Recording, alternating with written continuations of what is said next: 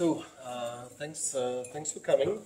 I'm a little bit of an outsider here because I will admit right away that I have actually very little connection to the industry of self-driving cars, but I do have some connection to this technology nonetheless, and I will try to kind of like by a pretty long loop explain what this connection really is.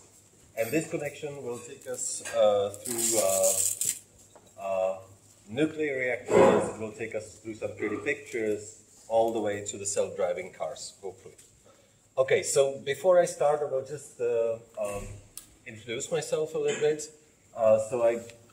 I've been doing research in computer graphics and mostly in rendering, so image synthesis, for quite a number of years. Got my degree from the Technical University, then a Ph.D. in France from the lab of INRIA. Then I spent some years at Cornell University, which is the place that have actually done like the first ever physically validated synthetic images in the world, and they have been validated on this nice scene called Cornell box that many people from computer graphics know. And then eventually in 2010, I returned to Charles University and started this group, computer graphics group there. And of course, computer graphics is very much an applied field, so there's been some collaboration with the industry. And throughout the years, this collaboration was mostly with companies specializing in visual effects for movies. So I've contributed to various rendering systems in companies such as Sony Pictures Imageworks, Weta Digital, those are the people behind The Lord of the Rings and Avatar, and Pixar, which you probably know. And things have changed quite a bit for me in 2014 when a PhD student of mine and another colleague and myself started this company originally called Render Legion to develop and commercialize a rendering system called Corona. This has been quite successful. We specialize mostly in generating synthetic images for architectural visualization. But it's a general rendering system that you can use just about for anything. Since 2017, the company became a part of a company, Chaos Group, and I have essentially, from there on,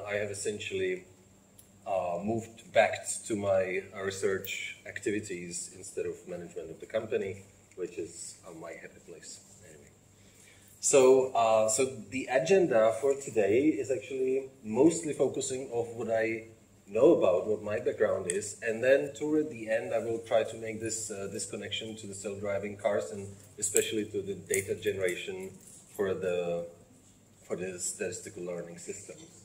And so I will start with a little bit of an introduction of realistic rendering.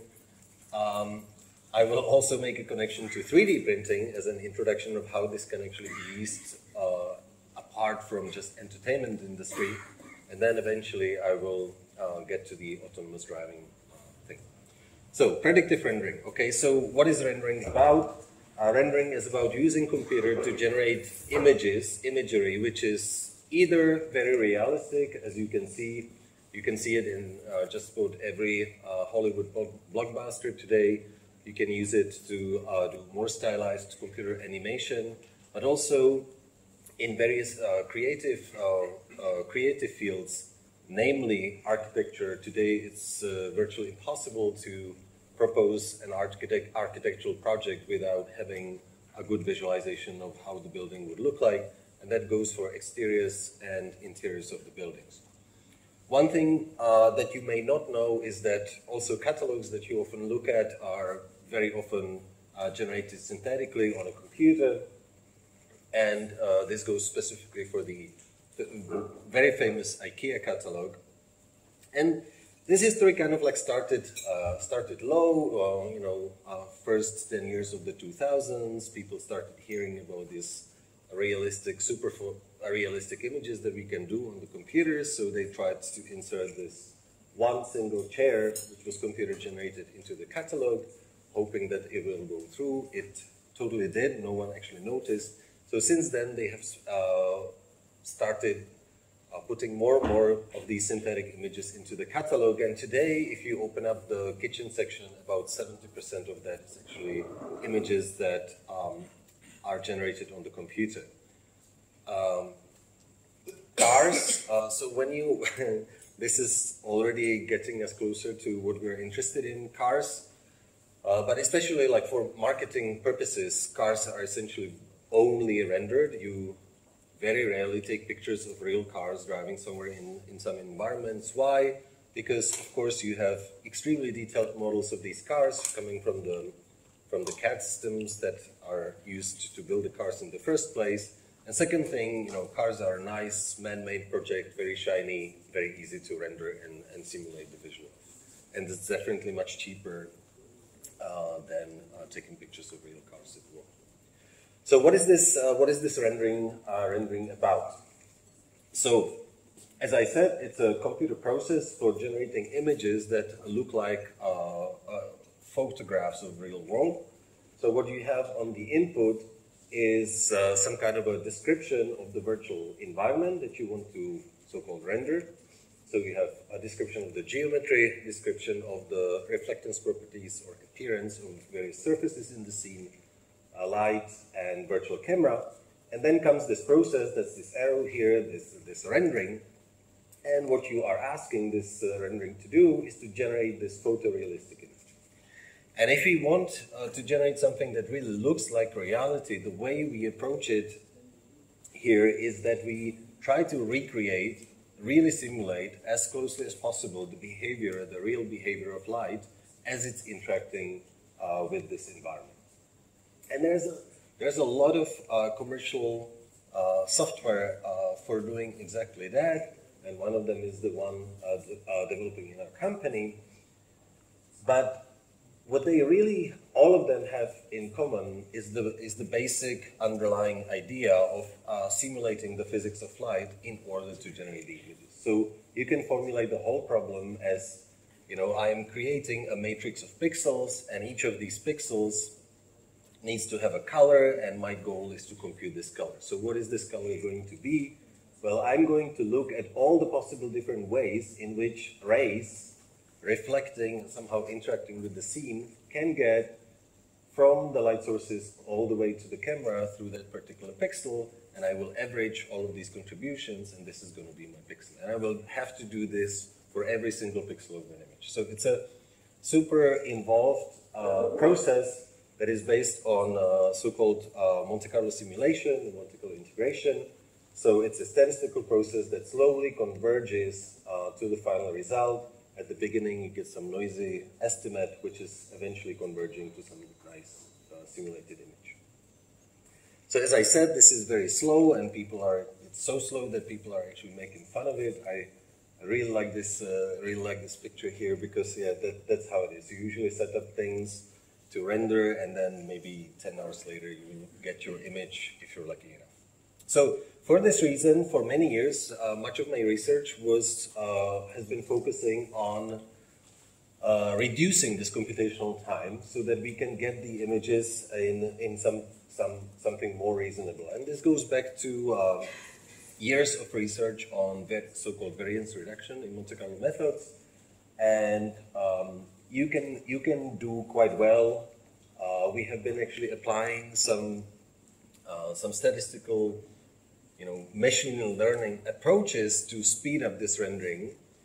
So this is actually quite funny, because one thing is that you use some statistical learning machinery to speed up this rendering, and then you take these renderings to then use that as an input to some other statistical learning machinery.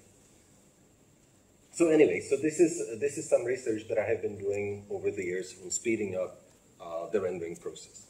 And just to give you some, one concrete, tangible example of the kind of research that one does in realistic rendering, I have taken this project that I have worked on with a colleague of mine, Eugene Dion, when I was visiting Weta Digital, that company that did Lord of the Rings. back some 5 years ago in New Zealand. Okay, so question for you, what are we looking at right here? Any idea? Yes, it's a finger. It's a finger. It really is.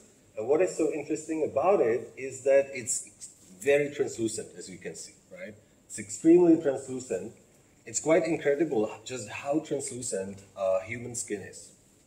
And the translucency of the human skin gives rise to some very important visual effects that you can see on the skin that are due to the fact that the light, as it interacts with the skin, can reflect, but it can also scatter in various layers of the skin before it emerges at a totally different location.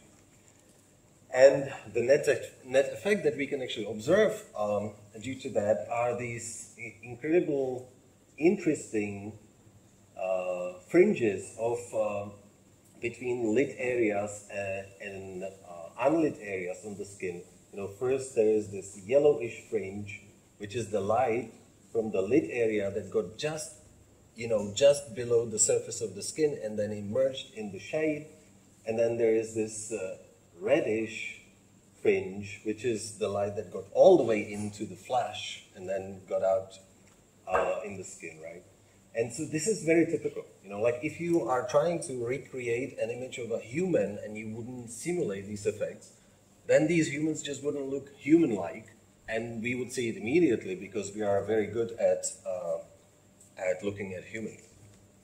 And so if you want to regenerate a faithful image of a human on a computer, you really have to simulate this crazy scattering behavior of light as it penetrates under the skin, and then it interacts with the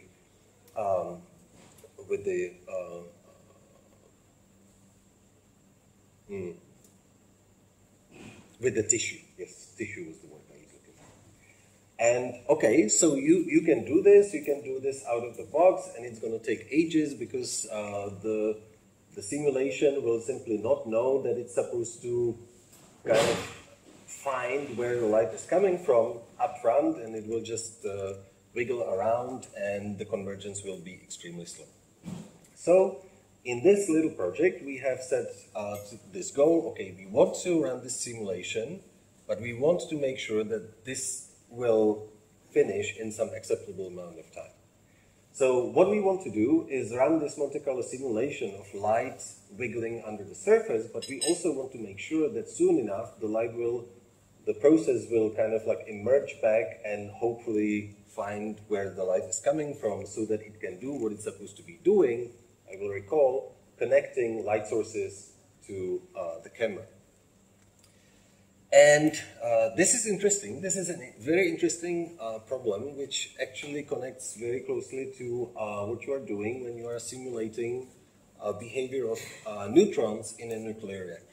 So from the point of view of the physical theory that we are running here, a neutron is the exact same thing as a photon. It's a neutral particle that floats around in the space along straight trajectories, and you are also assuming that these particles do not collide together, which gives rise to some quite nice formula that you can then be solving. What it means for us is that when we are simulating the behavior of light, we can just look back at 60 years of literature, or well, much more actually by now, years of literature in simulation of neutron transport for the sake of building nuclear reactors. And indeed, one specific problem there, which is very closely related, is the design of the shields of these nuclear reactors. And the problem is essentially, okay, so here's the incident radiation. Of course, you don't want any of this radiation to penetrate out, but a little bit of it will, okay? So usually the margin is that 1 out of a billion of these neutrons is allowed to go through, and you want to run a simulation that for a given geometry of the reactor shield will give you an estimate of how much of this radiation actually makes it through. Now imagine that you run really a random simulation when you are throwing these particles at this shield, and just counting how many of them makes it through, well, only 1 out of a billion will actually survive, and you need to make a reasonable statistical estimate. You need at least thousands of them to go through, so we're not now talking about following the lifetime of 1 trillion of particles, and we are somewhere in the 60s, and it's quite clear that you can compute. You can still not compute it even today, okay, in some reasonable amount of time. So they were looking at ways of reformulating this problem of simulating the lifetime of the particle by modifying the rules so that they get more particles going through than particles actually going back into the reactor. So somehow they wanted to instruct the simulation to send these particles more in this direction than going back. And this led to an interesting theory, which essentially boils down to saying, well, if you roughly know what the solution of the radiation in this problem will be, then you can use this to guide the computation to make more reasonable decisions. And then you keep digging in this literature, and you find out that if you assume that if we're going back to the skin, and we will assume that our skin is a semi-infinite medium, then you can actually find an exact solution for radiation in this system, which is given in a closed-form formula, which is as beautiful as what you can see here. Well, long story short, you put all these formulas together and take formulas that people have developed for a totally different purpose, and voila, you get the rendering of a skin much faster than you can do before. For us, faster means with less noise. So we usually would compare some number of simulation runs, how noisy the final image is, because like the variance of the Monte Carlo simulation is shown as noise. This was done in a movie company, which means that my images are really ugly, because the nice images, I am not allowed to take them outside of the company because they belong to the production studio, and I just cannot take them out. So that's why you're seeing images that are just like very rough tests that we were running as I was visiting the company. There are some more here. So, as I said, we have developed this at Weta for their in-house use. This was published, and little by little, all the other big players in this field of visual effects have adopted exactly this idea. So today, when you watch a movie from Pixar or Disney or Weta, you may be quite sure that some of the formulas that have generated these pixels are actually dating back to the work that was done in the 60s in nuclear reactors and by my person as I was visiting there. So this is, so you see, what we are doing here is simulating some kind of a radiation, And we use this for this purpose of just creating nice images. So it seems like, okay, we're doing serious science, but can we not use it for something else than just these images? And so we have been going in this direction, okay? And I will eventually, in this presentation, close the loop by saying, okay, of course, we can use this to generate data for self-driving cars, but before I make that claim, let me make a small detour into the area of 3D printing and explaining how this technology can help to produce more faithful reproduction in 3D printing. So 3D printing has been around for quite some time, and you know it. There's Prusa in Prague, and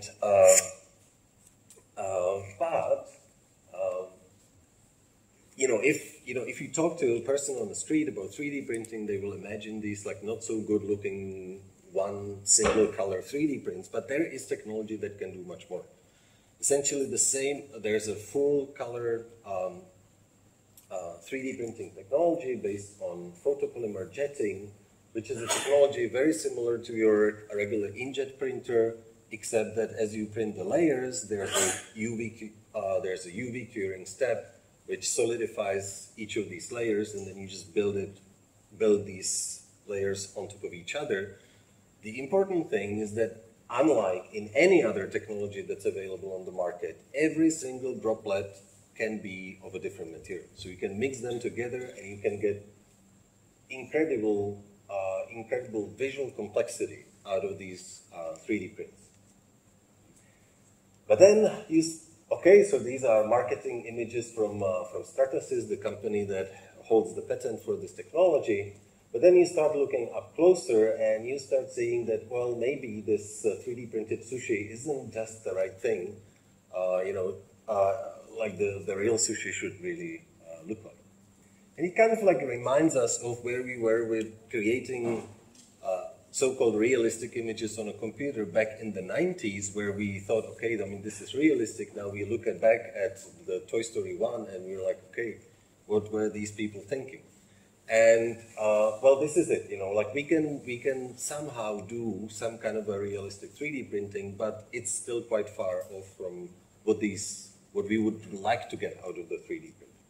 So we have this new problem set up to look into, which is that someone gives us the so-called target appearance, some kind of an appearance of a 3D printout that I want to get out of the 3D printer. And my task is to figure out the instructions to the 3D printer that will make sure that whatever the 3D printer prints out will be visually as close as possible to the given target appearance, right? So that's what, and our task is figure out what these gears that you see moving here, what they should be. So that's what we're doing. And so I will just mention one work that we did in this direction.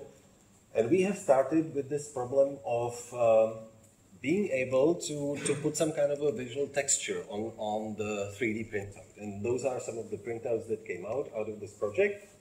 So we are working with the Stratasys J750. This is like a 300,000 euro 3D printer, a huge machine that can print with up to 7 materials at the same time. So it's a classic CMYK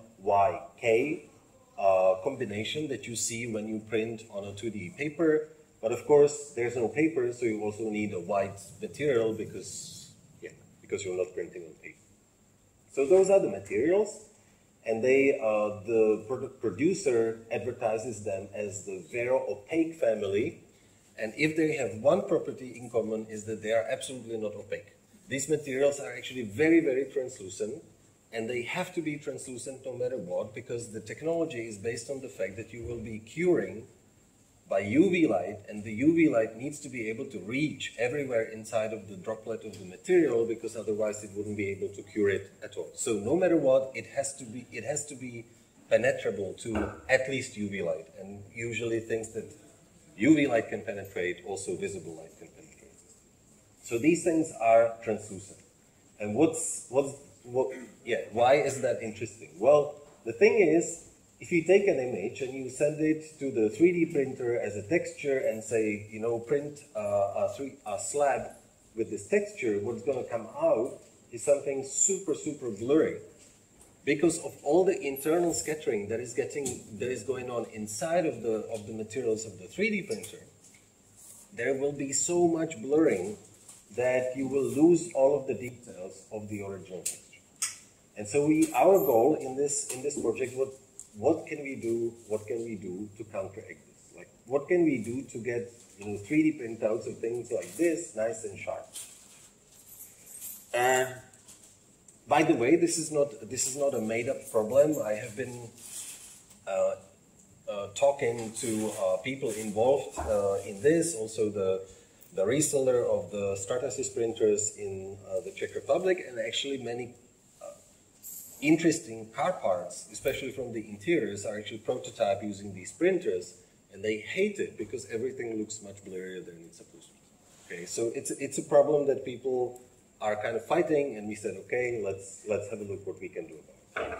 So what we have so far, so those are the textures that are input to the printer. This is what would the default driver of the printer, if you run it and send this to the printer, this is what's going to come out. So you see complete loss of detail, and this is what comes out with our approach. And this is just software. We haven't touched the materials, and we haven't touched the hardware of the printer. All we do is being reasonably smart about where we place the materials, knowing how the light radiation interacts with these 3D prints. Because people around 3D printing have absolutely no idea what's going on there, and that's why they are producing this. Okay, so the motivation is actually like coming from image precorrection. So imagine that you have a person looking with some kind of a like really bad myopia or something, and this person is looking at an image like this, and what that person is going to see is going to be that. What can you do about it? Okay, well, you can correct the optical system by the correction that we, at least 50% of people in this room use, including myself. Or you can say, okay, well, what if there's nothing I can do about this optical system? Yeah. What if I am just doomed? Okay, this optical system has this limitation, and I cannot do anything. Well, then what you can do is actually pre-correct the input to the optical system, so that when it is degraded by the known degradation, it will look somewhat closer to what it was supposed to look like in the first place. Yeah? So this is the pre-correction. And this is our situation. You know, we have the scattering inside of a 3D print. This will happen no matter what. There's nothing we can do about it. So can we pre-correct the input that's coming to the printer so that we get something better? But for image processing people, well, this is not just a simple image processing task, because the 3D print is actually a full 3D volume, and you're really deciding about every single voxel what kind of material this should be assigned. So it's not a simple image pre-correction problem.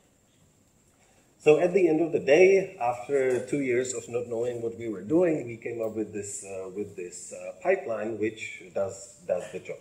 So on the input, you get the target appearance, and there's some optimization, outcome, the instructions of what materials should be, how the materials should be distributed in the volume, and this is then sent to the printer, and out comes the printer. And now what's in this optimization box here is that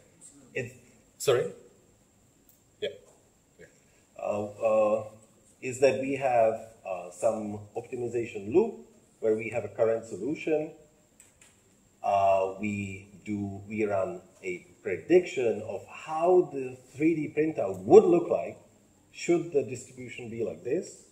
Then we compare it, this is what it would look like, this is what we really want, we see there's a mismatch, so we update this distribution and we predict again.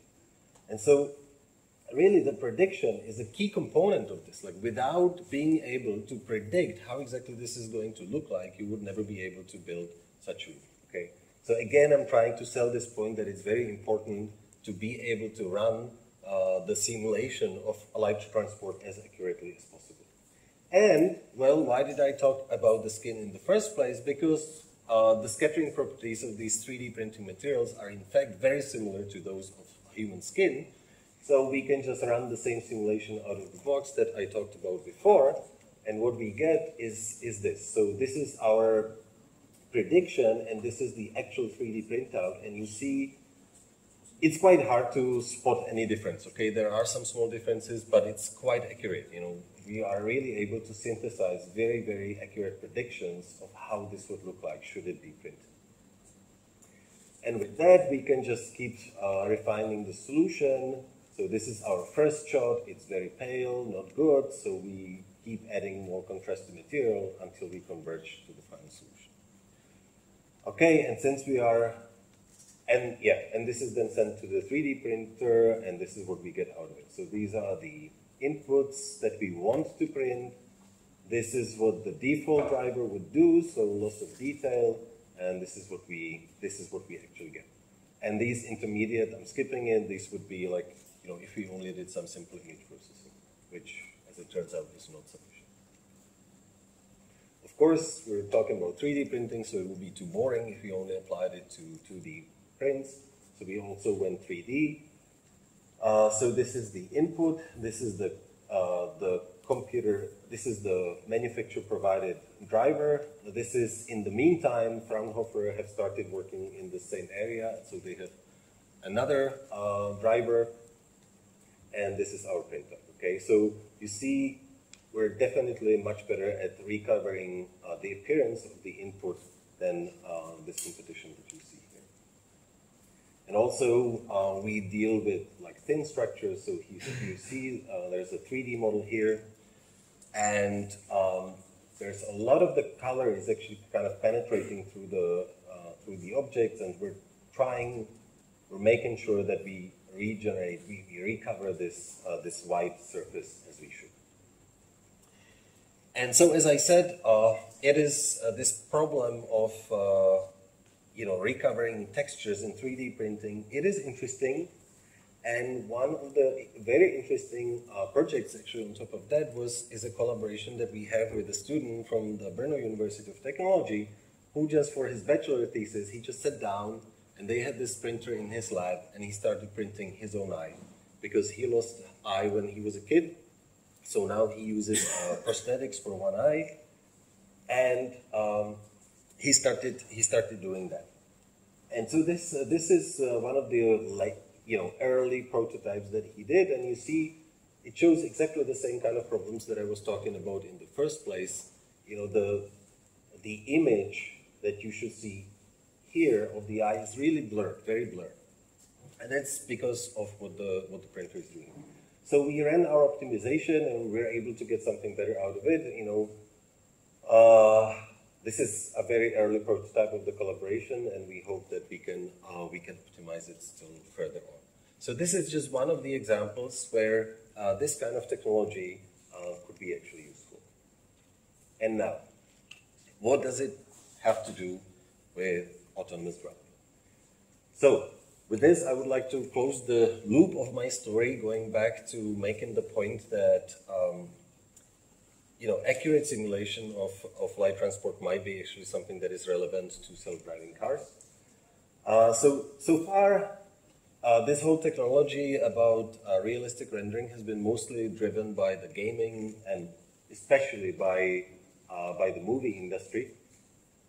But the moment you start applying this into, let's say, more serious industry applications, well, it turns out that you don't care about pretty images anymore. You really care about correct images. Images are correct in the sense that they have a predictive power, in the sense that you can simulate how something would look like should it be produced before actually producing, right?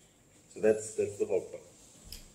And why would this be useful for self-driving cars? Why? Well, because as we know, all of these systems are based on machine learning. They need a lot of data to be reliable, and this data is very difficult to come by. Well, one thing is driving around. Second thing is annotating manually all the data that you capture, right? As we have heard. And well, some situations are really hard to come by, okay? I mean, some situations are going to be rare. Like, how often do you run into a hailstorm on a road, okay? Like, how do you get the footage of this? Well, it's probably not going to be something that you will be able to do. Or they can be very dangerous, okay? I mean, you don't want to simulate situations where a person is going to die. So you may turn out to synthesizing these images. And one approach is using these generative models that we talked about. Another approach is actually doing the proper simulation of the environment. And so I'm going back to this image that I showed at the beginning, where I'm saying, okay, rendering is a process that gets a model of a scene and produces a realistic image. And the point that I'm trying to make here is that, well, I have to have a 3D model of the scene to generate that image in the first place. So everything that I get out is automatically annotated because I did have to have the 3D data, right? So there's definitely no manual annotation. Of course, there's building the 3D scenes, which is also some work that is, someone will have to do it, or some computer, that's a question, okay? But like the moment you have the 3D scene, well, then you definitely don't need to annotate anything that comes out of the render. It's automatically annotated. And that's an important thing. So one thing that people have been doing actually quite a lot is using game engines for this purpose. And so, here's an example. You take Grand Theft Auto, and of course, since you have hacked the engine, you know exactly what is a road, what is a car, what is what, and you can train a system that is going to do nice semantic segmentation. You know, it will know what's a road, what's a car, what's a wall, and so on and so forth. Right? So that's great. And the great thing about this is that you can get many of these images because, like, it's a real-time engine. It can generate one image every 30 milliseconds or something. Okay, so this is great for getting really huge amounts of data. You know, this is how these images from the games would look like. But of course, there are limitations. You know, there are some situations where simply this will never be enough. Okay, I mean, no game engine will ever simulate a hailstorm. It will never simulate a road condition like this, or you know, or a mirage like this. Okay, and this is something that can confuse your vision system very, very effectively. You know, this is essentially as if, like, how is this system going to know that this is a mirage and not an icy road? Well, yeah, it should probably get some reasonable training data for this, and none of this is ever going to come out of your game engine. That is something that I can guarantee you.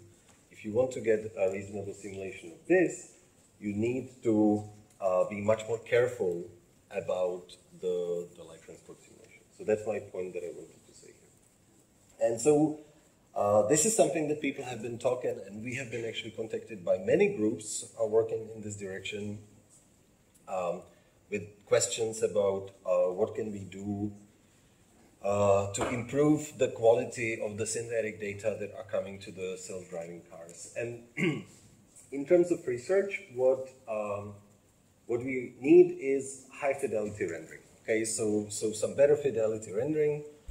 We also need some other modalities in rendering than just visible light. So specifically radar, which behaves very differently than visible light. Essentially, if you have a radar, everything looks like it's made of glass. And this is difficult to render realistically. You know, like simulating all of the different reflections of a radar to get good training data is actually a difficult rendering problem if you want to get that simulation really right. So that's definitely an open problem that needs some work in that. So some convergence between you know, simulations that are being done today for creating nice visual images and simulations that are being done to simulate the behavior of radar is something that should eventually be put together and be used to produce this training data. So out of all the people, we have started mostly talking with people from DFKI in Saarbrücken. So those are the people with whom we are. I cannot even say like collaborating. It's more like talking to them and telling them what to do, and they're doing it somehow themselves. What I wanted to mention before I wrap up is that, you know, as I said, I'm one step in the academia, other step in the industry, so we're building an industrial lab for research in rendering. So that's our main goal. This is where we are coming from. And the rendering is one thing, is the rendering problem itself, where you are given the data and you're generating the realistic image. The second question is, like, where do you get the data? And that's also an extremely relevant problem. Should this technology be ever used to produce input imagery for self-driving cars, which is like, where do you get the assets? Where do you get the data? Where do you get the 3D models of these like hypothetical situations that could actually happen? So when it comes to generating data, so we have already seen the use of generative models to produce the final images. But me coming from where I'm coming, I have some reservations to this, okay? And maybe they are not so important, maybe they are important. The important thing is that when you ask a generative model to create a final image, this image, yeah, I mean, there's no guarantee that this is going to be a consistent image. It can break all all the physical laws that shouldn't be broken, because the neural network has absolutely no idea what the laws are, and it's just like putting things together. It's just drawing samples from some statistical distribution. So there's no guarantee that whatever image this network generates is consistent. Very often those images will be something that the car will just never be able to see because they are not following the laws of physics. So I believe that it's better to use this in a different way. Okay, so this is thispersondoesnotexist.com. You go there, you click, and you get these images of non-existing people, right? So if you get images of non-existing people, well, then you can probably get images of various assets that are actually input into the rendering system. So for example, different sky conditions. Yes, you can generate that, but you know, unlike generating the final image for the self-driving car, if you only generate these assets and then you run it through a physical simulation, you know that whatever image comes out of this, well, it will at least follow the physical laws of the world that we live in. So you might be more sure that this is going to be a consistent image, relevant for what your car should be learning about the world. Yeah, so this is just an example of some skies that we have generated using a generative network. Yeah, I mean, this is just for fun. We're also looking into non-photorealistic rendering because at some point the artists get bored with just generating all these realistic images over and over and over. So they want to be able to reproduce their style. This is totally irrelevant for what we're talking about here, but I just included it for fun. Okay, so let's wrap up. This is where we are at Matfiz, so come visit. It's this big building in the middle of Malostranské náměstí that no one knows that this is Matfiz, so this is it. It's a former monastery. This is where the company lives, so you can come and you can even work with us. We're definitely looking for people. And yeah, there's a community in Prague. We run the winter conference every year. I mean, this is an old image. It's called HibisConf, and we would be happy if you want to come and talk there. We run barbecues. We had one yesterday, which made it really hard for me to prepare this talk. Yeah, thanks to the collaborators and the funding agencies, and thanks very much for your attention.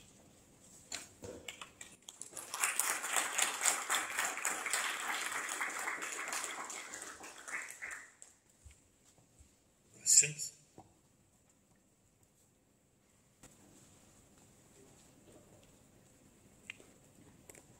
Hello, Paul Becker. Just a question, how small is the point which can be printed in the 3D printer? So what do you calculate or what do you observe? It's 14 microns. It's very small. It's less than what you can see.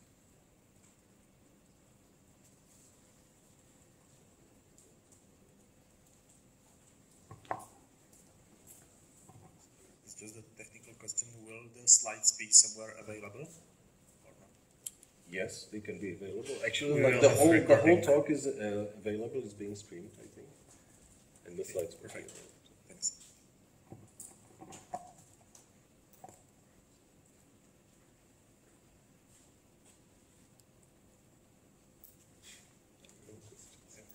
A second question, maybe.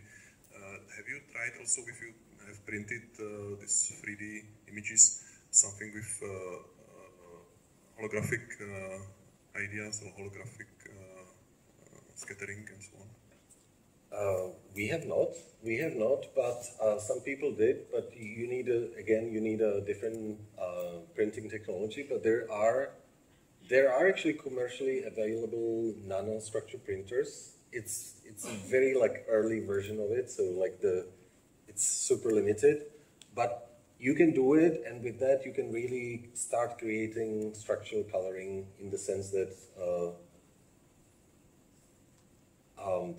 in the same way that birds produce color, because they have these layered structures inside of the feathers, so you can actually start printing these structures and get the structural coloring out of it, which it's very exciting. But the hardware is not yet there.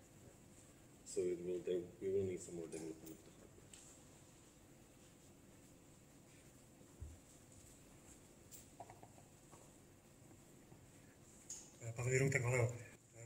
I have a question. You mentioned that you don't like very much those approaches based on the statistics and those generative things. I'm wondering how does this mathematical or physical modeling of situations like those hails and sky work? If you can explain how you can do it, like other than by those statistical learning methods. Well, okay. So first of all,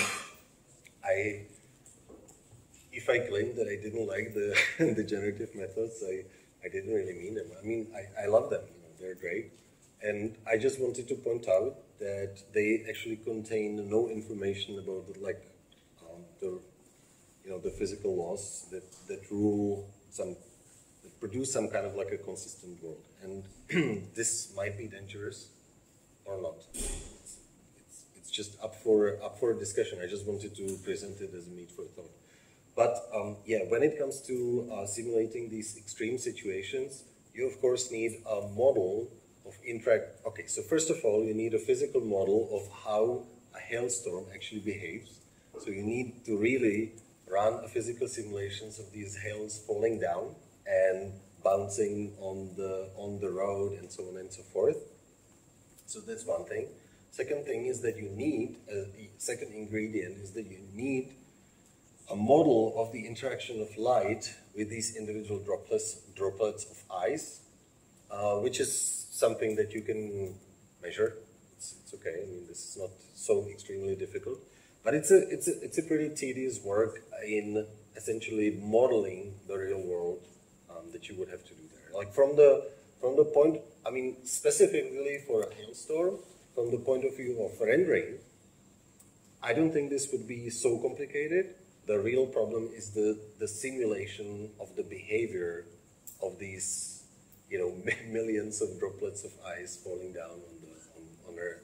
That's something that's like extremely computationally demanding to do.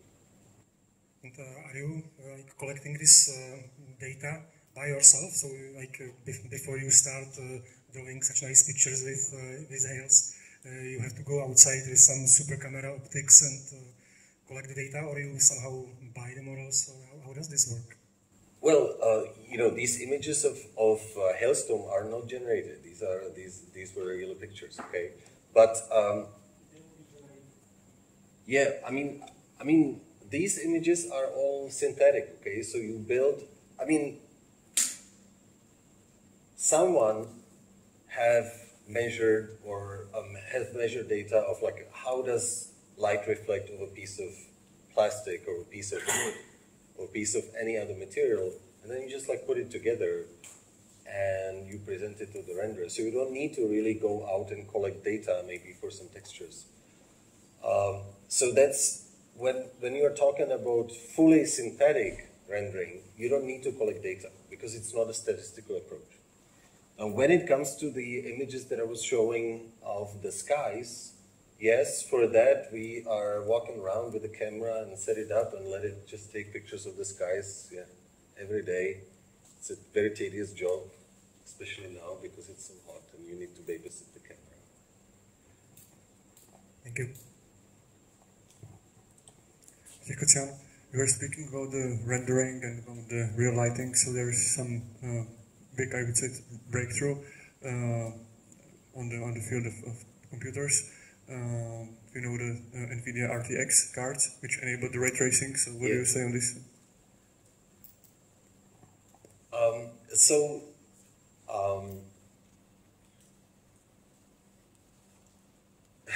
Okay, so this technology essentially, it doesn't really fundamentally change the rules of the game.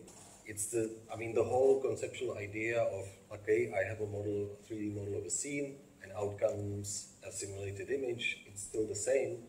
The only thing that changes is that, maybe the time it takes to generate that image might be different. And of course, some speed ups may change the rules of the game. Like if you get something that, if you get 1,000 times speed up on something, then you can start using it interactively or something like that. But I don't think this will be happening here. The simulation is still something that takes at least minutes, if not hours, to run, and this technology will probably not change it. And there's also this very famous the Blind's law of rendering, which says as the computers are constantly increasing in computational power, rendering still takes the exact same amount of time, because people just keep pushing and pushing the limits of the complexity of the input scenes and the faithfulness with which you are modeling the real world as the inputs of the renders.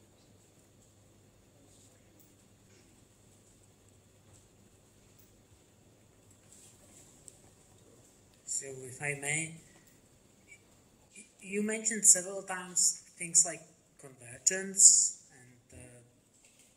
and I was thinking, okay, how do you recognize that you are done, kind of? So if I understand, the ultimate goal is to create an image array that is undistinguishable from real. So,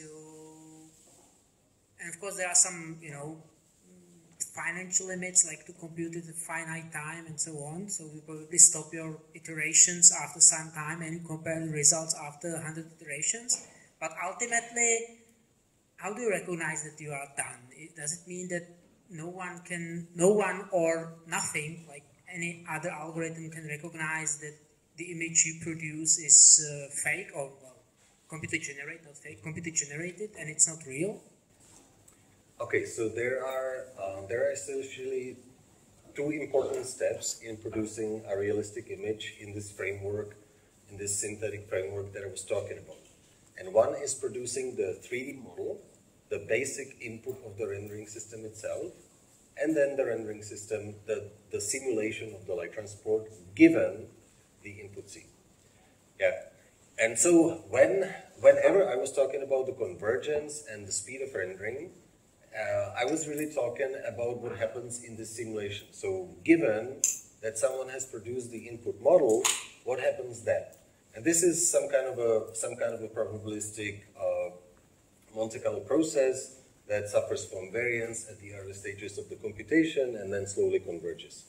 It is, you can very easily estimate the variance of every single pixel, and whenever this variance is below 3%, or whenever your statistical area is below 3%, you say that you are done, because you know by the law of human vision, the Weber law, that people will not be able to see any difference if you make the computation any further down the road. Okay, so that's the simple part. Now the complicated part is actually the input model that goes into the render itself, right? So you need to have a precise model of the geometry, you need to have a precise model of the reflectance properties. Of course, you need all these textures that you see here. You need the model of the light sources and all of that. And producing a realistic image means that you really need very good, accurate models for all of these things. And that's, of course, something that right now, this is a skill. This is a human skill to create these inputs to the render in such a way that what comes out is going to be a nice-looking image. So it's an art. That's why they call themselves 3D artists. But for these industrial purposes, we don't care whether the image is nice or not. We care about some predictive power of the simulation. So as long as we have essentially inputs that are in some way representative of what a texture of the road can be, like what a geometry of the light sources around the road and so on. Like if we have models of all these things, we can then start synthesizing our things. But it will be a big modeling or data collection process. And this idea of so these generative networks, like one popular approach is these GANs, generative adversarial networks, where you let some generator generate something, and then discriminator tries to discriminate, and it goes in the loop until the discriminator is fooled by what the generator produces. And what people are actually doing today is they're actually inserting a rendering system in the generator process, because by that you're actually very much regularizing the whole problem, because like you are making sure that whatever comes out of the generator is a consistent image, because it's generated according to the rules of how light behaves. So instead of trying to make a generator that produces the final image, you are actually doing a generator, or trying to construct a generator that's learning how to produce inputs to the rendering system, so that the rendering system then produces an image that is unrecognizable from the real world. And this, as a regularization, this works like a charm. So all of the systems that are trying to, like the current systems that are trying to recover reflectance, illumination, and everything from just a single image, they're using rendering as regularization. All of them. Because otherwise, there's so much ambiguity that otherwise you wouldn't be able to. Are there any more questions? If it's not the case, then thank you very much for your presentation. This was Jaroslav Křivánek, and this was our meetup about virtual validation. And thank you very much for coming and joining the discussion. Last information, there is some food remaining, so take or eat whatever you will, and see you next time. Thank you very much for coming.